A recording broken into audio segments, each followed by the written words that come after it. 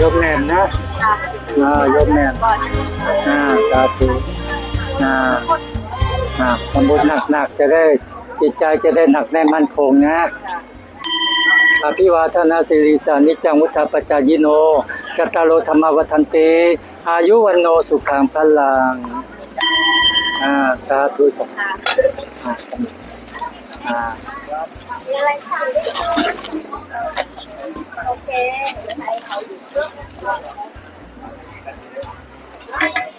สาธุนะ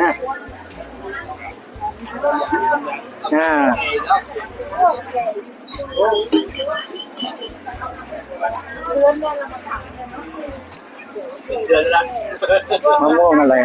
มะเขือเสวยมะม่วงเขียวเสวยยังอยู่เป็นเดือนละมะม่วงเขียวเสวยนะก็ให้เราเสวยสุขเสวยบุญเสวยความดีนะให้เรามีความสุขความเจริญอภิวาทนาสิริสานิจังวุฒาปจายโนกัตตาโลธรรมวัฒนติอายุวันโนสุขังพลัง